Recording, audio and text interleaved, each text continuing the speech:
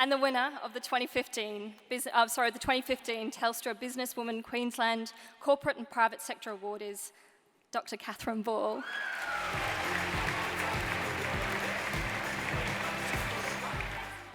First of all, I'd like to thank everybody that's here.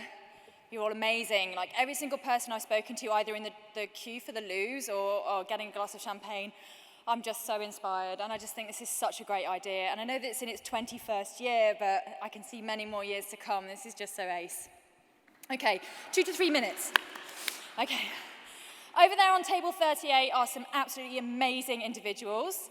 I would like to thank Carmel, my HR manager, for actually forcing me to apply for this. I am imposter syndrome personified, and when someone says to you, "You're the best thing ever, go for it," we all sort of go, "Really? Okay."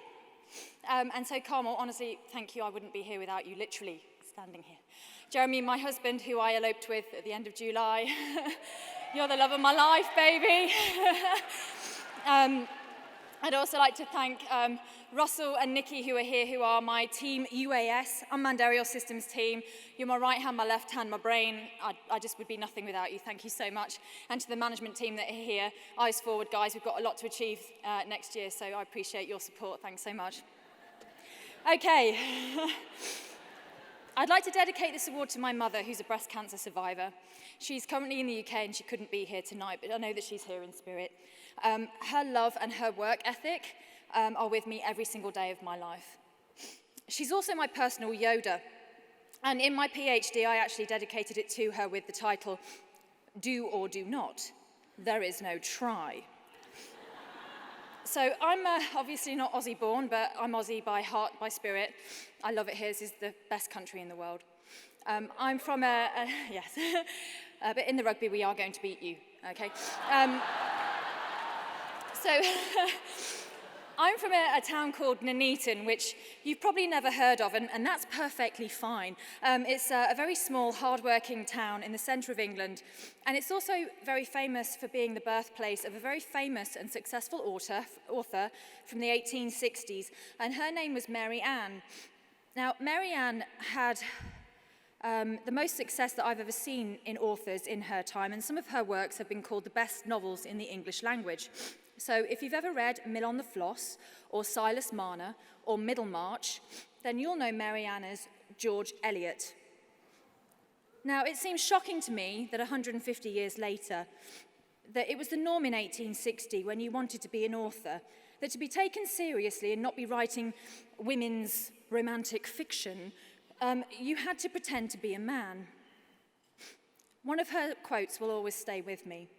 She said, "It is never too late to be what you might have been." And this is like directed part of my psyche for a long time. The feelings I had around my sense of identity when I was younger were very different from this. I didn't feel that there was anything I'd need to change, even my name, though my surname is Ball. I didn't feel like I needed to change that in order to have my work and my brain taken seriously. We have the feminist movement and all the men and the women who stood up and were counted for what they believed in for many of our freedoms today. But there's always more to be done, and we'd be lying to ourselves if we actually thought that we were living in a true meritocracy. And one day, maybe my daughters will look and be confused as to why I was the only woman in the room when I was doing what I was doing. I'd also like to thank Sir David Attenborough. Bit of a random decision, but he doesn't know me personally. But he was You will do soon. I hope so. He's an absolute genius. But he was also my third parent, and I think quite a lot of us probably say that in this room. He showed me planet Earth when I was growing up. He allowed me to travel to places out of my little home, places I couldn't even imagine going to. And I fell madly in love with planet Earth. So I studied environmental protection as an undergraduate, and I naturally recognized that I was crazy in love with science and learning about how the world works. Planet Earth still amazes me to this day.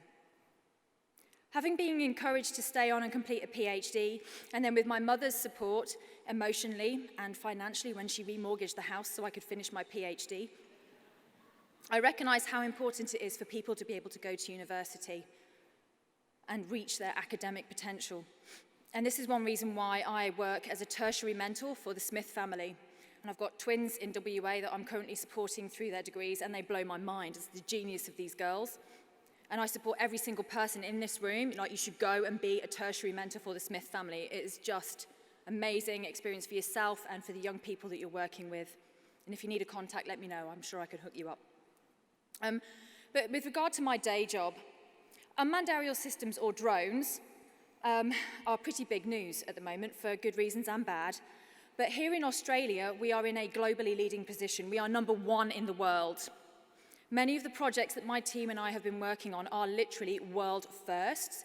Here in Queensland recently, we flew a few hundred kilometres of road in the space of a day to check that the road was safe for people to drive on it. It's amazing. I'm so proud of what my team and I have achieved so far. Going forwards now, I'd like to start applying our successes to humanitarian innovation. I had 20 minutes with Julie Bishop at the World Humanitarian Summit Pacific Regional Briefing in Auckland, which I managed to convince her that Australian-made UAVs were perfect for post-cyclone and disaster response across the Pacific.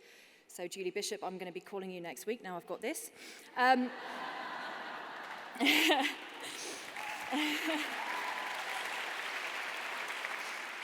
So in terms of emergency response, even here in Australia, environmental protection, measurement of change, work in the Arctic and the Antarctic, work on the Great Barrier Reef and across the coral seas. That's where we're focused now. But if there's anything I've learned over the years that I should be imparting, well, I have a lectern and a microphone. You know, this doesn't happen to me very often, so...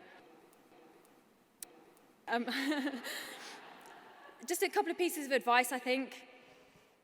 If you're true to yourself, to your core self, that part of you that nobody else can touch, and you believe that, and you believe in yourself going forwards, there'll be people that don't necessarily agree with you, and people that definitely do, but as long as you stick true to your compass, you will find and you will get to where you need to be. The energy you give out is the energy you give back. Feedback, mistakes, or learnings, they are gifts. Use them as such. Eyes forward, courage, mon brave. We live in very exciting times. Thank you so much for this. Well done.